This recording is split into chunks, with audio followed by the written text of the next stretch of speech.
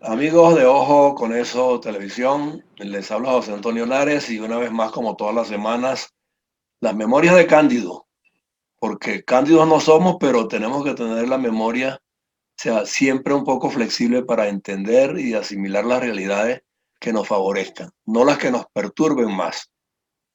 La nueva propuesta de diálogo en Venezuela por parte de Guaidó ha generado algunas reacciones a nivel general, pero también de manera muy puntual la de un individuo muy cercano a él y escogido por él para cuestiones de seguridad, que es Simonovic.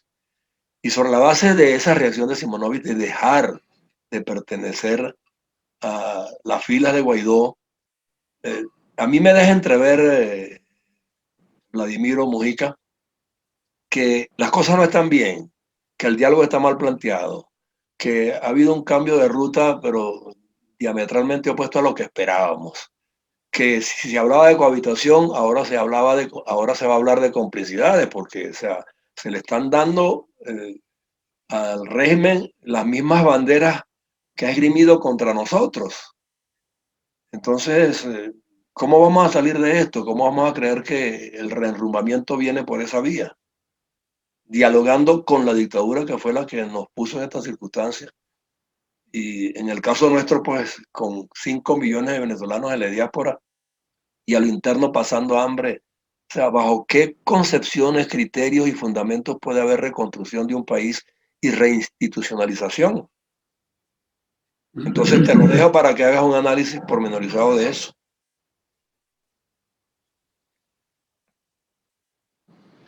Bueno, buenos días, José Antonio, buenos días a tu audiencia. Me estás poniendo una cosa muy difícil en el plato para analizar en los rasgos que tenemos, pero déjame hacer un intento. Mira, lo primero es que, a pesar de que no es lo que tú y yo y mucha gente quisiéramos, perdón, yo creo que hay que entender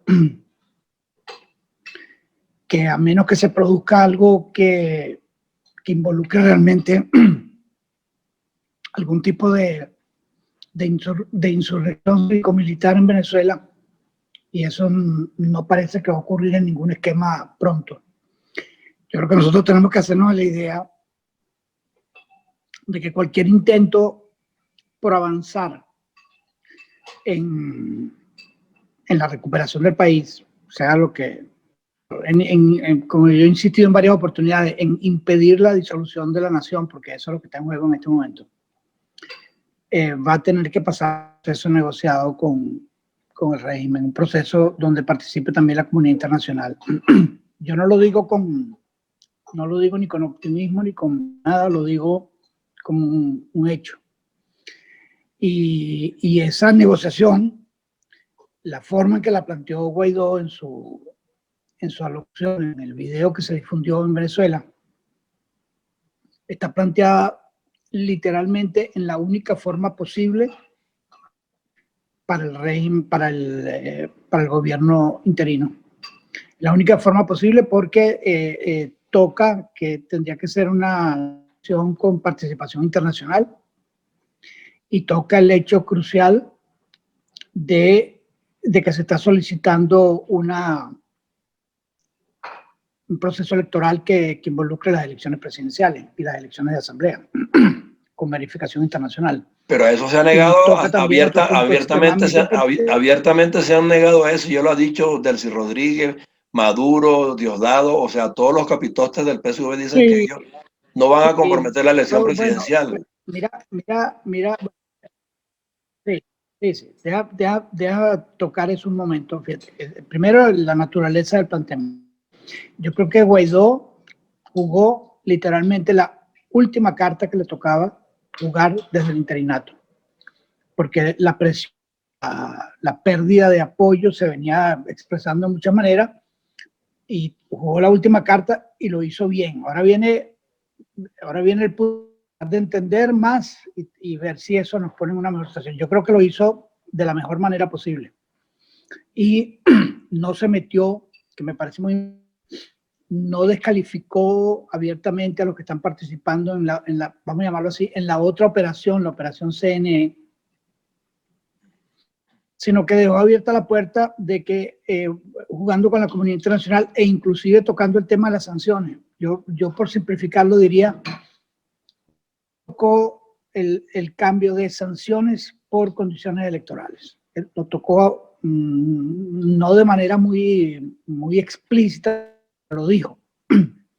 Y es un tema crucial porque eso no se lo había dicho de ninguna manera de parte de él. Otra gente, por supuesto, que lo había dicho. Entonces, ¿qué pasa? Que aquí estamos en el viejo dilema de que la política no es solo lo que tú quieres hacer, sino solo lo que puedes hacer. Y eso es una cuesta entender porque cuando tú tienes un país que está a punto de disolución por la acción del régimen, bueno, de antes de Chávez y ahora de Maduro, tú te preguntas, bueno, ¿y cómo vamos a salir de esto hablando con quienes nos metieron en este lío? Bueno, han sido muchos procesos de manejo de conflictos en el mundo donde hubo que hablar con quienes habían llevado al país a esa situación. Así fue en toda Centroamérica, así fue en Nicaragua, fue El Salvador. Y es una situación que es tremendamente difícil. Bueno, fíjate que Guaidó inclusive mencionó un término que mucha gente no conoce, que es justicia transicional. ¿Qué significa la justicia transicional? Que tú vas a aplicar una combinación de justicia con negociaciones políticas. Para mucha gente eso es inaceptable, pero eso es lo que va probablemente tener que hacerse si vamos a salir de esto en algún esquema que no sea una guerra civil. Porque en Argentina también, cuando se salió de la dictadura militar, se aplicó justicia transicional. En Chile también. En muchos casos en África y en otras partes del mundo se ha aplicado justicia transicional, que a uno le parece una acción, dice, bueno, pero ¿y cómo es posible que estos tipos no terminen todos en la cárcel, etcétera? Bueno, tú tienes fuerza para hacer eso, tú tienes fuerza para llevarlos a la cárcel, hazlo. Tienes que negociar. Entonces es un problema, no es un problema ético, es un problema sumamente que genera un gran malestar. Bueno, lo que mencioné antes, ¿cómo es posible que para salir de esto la comunidad internacional nos esté llevando a esa situación? Y dentro de... Y tú dices, bueno, plantéatelo de la otra manera. Tú tienes la posibilidad de realmente un ejercicio de fuerza contra el régimen. ¿Lo tienes o no lo tienes? ¿Tienes a los militares comprometidos con eso? ¿Los tienes o no lo tienes? ¿Tienes a Colombia y a Brasil comprometidos con eso? ¿Los tienes o no los tienes? ¿Tienes a los Estados Unidos y al grupo comprometidos con esa salida? ¿Los tienes o no los tienes? Y la respuesta hoy es... Pero no tiene que tenerlos asegurados. Eso no quiere decir que el medio... Pero tiene que tenerlos asegurados es quien está agenciando no eso. Sí, pero el hecho cierto es que tú, mira Colombia está a punto de caer en manos de Petro. Ahora, ¿quiénes son los agentes promotores del descontento en Colombia? Independientemente de que Petro tomó unas decisiones sobre la ley, para Petro no, Duque tomó unas decisiones sobre las positivas en Colombia que generaron malestar. Pero la verdad del asunto es que en Colombia quienes están metidos más allá de más nunca en promover todo el descontento en la calle y en promover el descontento que se observa en Colombia es internacional. Son venezolanos que están en Colombia, agentes del chavismo que están haciendo eso. Y también gente de otros países. En su momento lo trataron de hacer en Ecuador, como lo trataron de hacer en los Estados Unidos. Entonces tú estás en presencia de una conspiración internacional contra la democracia. Y nosotros, en cierta manera, dentro de la oposición, ahora viene el nosotros seguimos actuando como si estuviéramos enfrentando a un enemigo convencional y la gente sin unificarse, sigue sin actuar con una estrategia concertada. Entonces, lo que hizo Guaidó era lo único que podía hacer para salvar la vigencia y la relevancia del gobierno. Ahí te lo compro. Ya, yo no digo que políticamente lo que Guaidó ha estado haciendo no se corresponda justamente con jugadas muy habituales en el mundo de la política. Perfecto. Pero es que ahorita lo de Venezuela se está poniendo tan de bulto en cuanto al compromiso de la soberanía. Esto que acaba de ocurrir ahora con Santex, de que los guerrilleros nuestros estén consentidos en Venezuela, de que estén haciendo y deshaciendo, de que estén generando conflictos binacionales allí en nuestro propio territorio. O sea, ahí hay un juego mucho más allá de las diferencias políticas y partidistas. Ahí hay un compromiso de soberanía Bueno, y de una es verdad, pero yo te digo, y una puesta ¿quién en tiene el riesgo y mandato? una puesta en riesgo de nuestros ejércitos. Así es. Pero yo te voy a hacer una pregunta, José Antonio. ¿Quién tiene el mandato constitucional de preservar la integridad de la República? A ver, lo tiene la Fuerza Armada. Ese es el Correcto, mandato constitucional de la Fuerza Armada. correcto. Es que Y ese mandato de ellos es que tiene que no es provenir, atendido.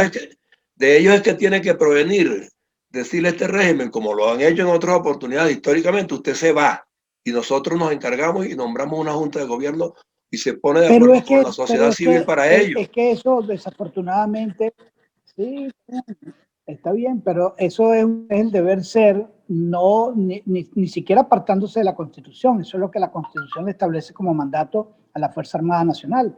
Y es también lo que la Constitución le establece a cualquier ciudadano venezolano cuando dice que todo ciudadano, palabra más, palabra menos, está en el derecho de tomar las decisiones que tenga que tomar para salvaguardar la vigencia de la Constitución Nacional. O sea, es una tarea que se le impone a todo venezolano, pero especialmente se le impone a la Fuerza Armada. Correcto. ¿Qué es lo que estamos viendo? Lo que estamos viendo es que el territorio venezolano está, como tú lo acabas de decir, perdón, el territorio venezolano siendo literalmente invadido por fuerzas extranjeras. E En lo irregulares, que está ocurriendo en el Arco Minero, lo que está ocurriendo irregulares, depende irregulares. de quién le creas. Así es, fuerzas extranjeras irregulares, desde un ejército velado de cubano, que según lo que declaró la OEA en su momento, eran 50.000 cubanos en Venezuela haciendo, desde ocupándose de todas las tareas de identificación, etcétera, hasta haciendo todas las labores de espionaje y de control dentro de la Fuerza Armada venezolana. Ahora tú tienes que añadirle fuerzas irregulares. El caso de Apure es gravísimo, los enfrentamientos entre facciones de la FARC, que, bueno, literalmente la información que se tiene de allí es que se está apoyando a una de esas facciones en detrimento de la otra.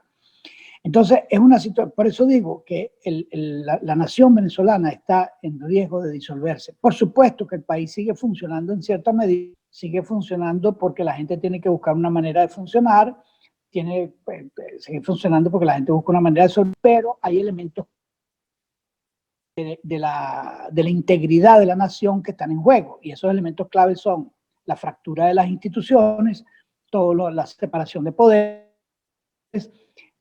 la injerencia de bandas criminales en el ejercicio del gobierno, el abandono de funciones claves del Estado, y ahora tenemos esta cuarta, que es la invasión de territorio venezolano por fuerzas extranjeras, bien criminales, bien irregulares. Y esas son Entonces tú tienes condiciones, al menos cuatro ¿tú crees que esas elementos son condiciones que racionales para ir a definen un de una proceso manera electoral? inequívoca la disolución del Estado. ¿Tú crees que esas son condiciones racionales para Ay, ir a un espera, proceso no te escuché esa electoral? palabra, no te escuché.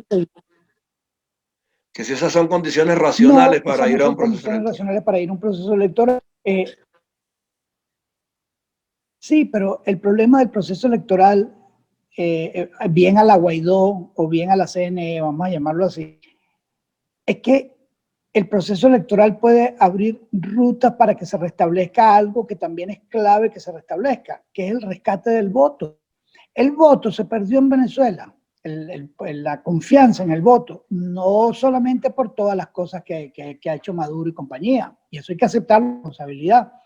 La gente dejó de creer en el voto en Venezuela porque la propia oposición se hizo lo que en tu tierra alguien llamaba un autosuicidio, que por supuesto es una barbaridad, pero ya se hizo el harakiri, la oposición con eso, porque abandonó espacios electorales de manera no estratégica, intempestiva, no defendió los que tenía, como el caso de la elección de Capriles y peor aún las elecciones del Zulia y de Bolívar. En Bolívar el caso fue dramático, se abandonó a Andrés Velázquez, fue prácticamente el caso de Bolívar, fue literalmente el único donde se tenían, como te gusta a ti decir en tu tierra, los pelos negros del burro negro en la mano. Es decir, se tenía evidencia inequívoca que se había cometido fraude electoral, no el fraude que todo el mundo está diciendo, no. Esta vez discordancia entre lo que aparecía en las actas y lo que estaba el CNE. Y la posición que hizo, nada, dejaron a Velázquez solo como si fuera en el caso de la elección de Zulia. Entonces, ¿qué pasa? El tema del rescate del voto es un punto absolutamente esencial, inclusive bajo condiciones de semiguerra. Es que ahí está el problema. ¿En El Salvador acaso para hacer elecciones suavizaron las condiciones de enfrentamiento? No. El problema entre el liderazgo de oposición y la ciudadanía es demasiado importante. Entonces, o tú estás conectado a través del voto, o tú estás conectado a través de la movilización popular, a través de la rebelión de la sociedad civil o del pueblo. Ninguna de las dos conexiones está presente en este momento. Entonces, tú dices, ¿tú crees que esas son condiciones electorales? Entonces yo te pregunto a ti, ¿tú crees que la oposición puede, con tranquilidad y conciencia, declarar que han hecho todo lo que es necesario hacer para que se manifiesten el voto en Venezuela? No. Y es una cosa extremadamente grave. Extremadamente grave. Hasta la movilización la van a tener restringida para ir a votar. ¿Cómo se movilizan? Si no hay gasolina, si no hay combustible, si no hay transporte. Sí, pero mira, si el programa de Guaidó avanza, si tú tienes supervisión internacional en Venezuela, vas a tener que ir a un proceso electoral en Venezuela, aún con esas condiciones. Y vas a tener que hacerlo y te vas a ir en bicicleta o en calzoncillos y vas a tener que movilizarte porque estos tipos no te van a entregar nada distinto. Y si entonces lo de Guaidó avanza, que yo no sé si va a avanzar, no lo sé, los venezolanos vamos a tener que entender que va a ir ese proceso electoral en calzoncillos y lo vas a tener que hacer. Porque la otra alternativa, que es la rebelión popular, tú me dirás que viene la rebelión popular en Venezuela. ¿Entiendes? Entonces, bueno, tú dices, bueno, si te pela, como dicen también, si te pela el chingo, bueno, está bien. Y así estamos. Y es una cosa extremadamente frustrante y grave. Y en paralelo el Estado disolviéndose y la gente muriéndose por falta de vacuna porque eso es lo otro. Que el régimen ha sido tan perversamente astuto que en Venezuela mucha gente, tú sabes, mucha gente esta discusión que nosotros estamos teniendo, cero. ¿Y por qué? Bueno, porque la gente lo que está pendiente de qué come, de cómo cuida al abuelo, cómo cuida a la mamá, que no agarren el COVID en el ascensor, porque no hay vacuna, no hay nada. Y bueno, esa es la situación. Y el dólar, Venezuela es el país que tiene inflación en dólares prácticamente. Entonces, es un país en proceso de disolución, José Antonio. Y en esas condiciones tú tienes que preguntar, bueno, ¿tienes soluciones drásticas en la mano o no las tienes? Y las soluciones drásticas suponen un tipo de apoyo que Venezuela no tiene en este momento. ¿Cómo te vas a meter tú en el de algún tipo de operación internacional que involucre a Colombia con el estado que tiene Colombia en este momento? Colombia es la primera interesada en que los venezolanos encuentren una solución que sea, que regule, impida, restrinja, reduzca el flujo de venezolanos hacia Colombia. Sí, no, igual estarán pensando, igual deben estar pensando todos los demás países. ¿Quién apareció ahora? Así es. Entonces tú le vas a decir a ellos, porque nosotros tenemos que resolver nuestro problema. Bueno, no funciona así. Brasil decidió lo mismo. Brasil tiene una posición prácticamente no neutra, pero una posición de bastante inactividad sobre el tema venezolano. Y en el caso de los Estados Unidos, el tema venezolano ha perdido relevancia inevitablemente porque son muchos intentos de solución que no llegan a ninguna parte.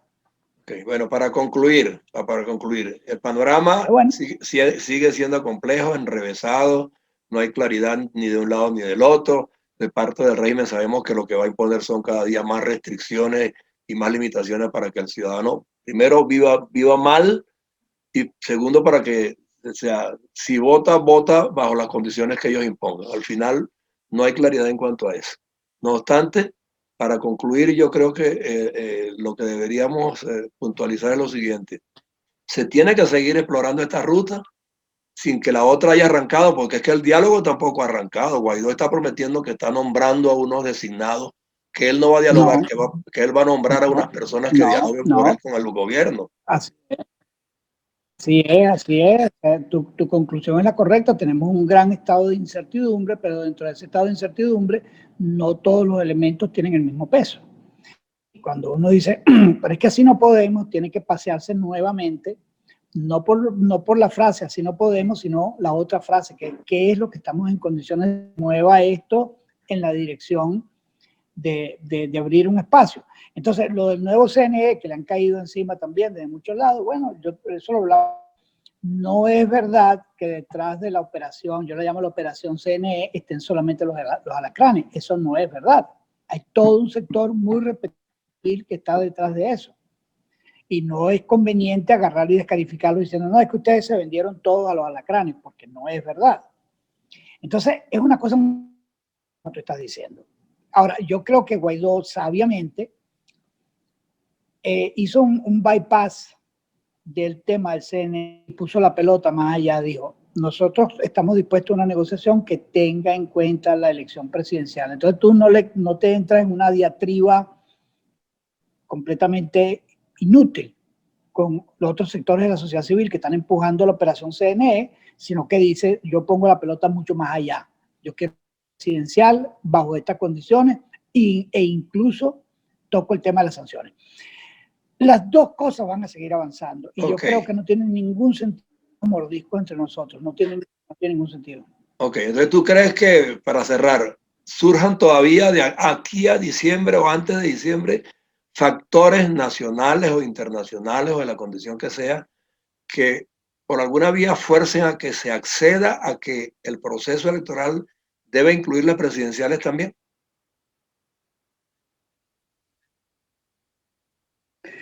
No es imposible. No es imposible porque recuerda que desde el lado del hay muchísimas dificultades también. O sea, los tipos están pretendiendo un esquema a la China, como alguna vez hablamos, China, Venezuela, donde ellos se preserven para siempre porque reduzcan, vamos a llamarlo así, mejoren la situación económica del país, más restricciones políticas.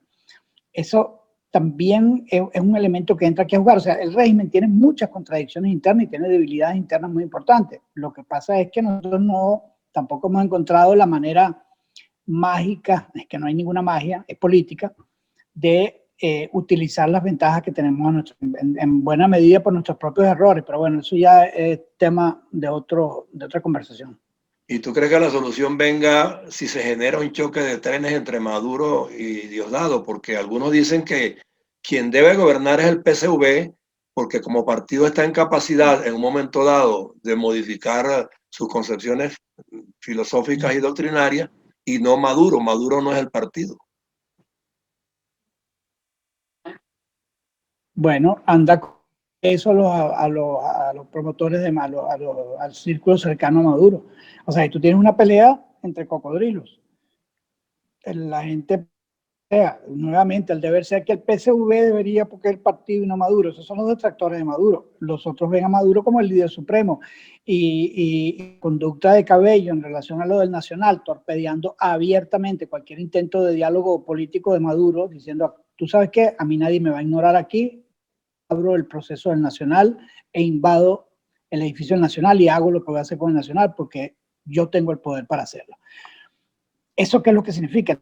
Bueno, que hay un sector al mundo interno del chavismo que se siente desplazado. La operación CNE la dirigía Jorge Rodríguez.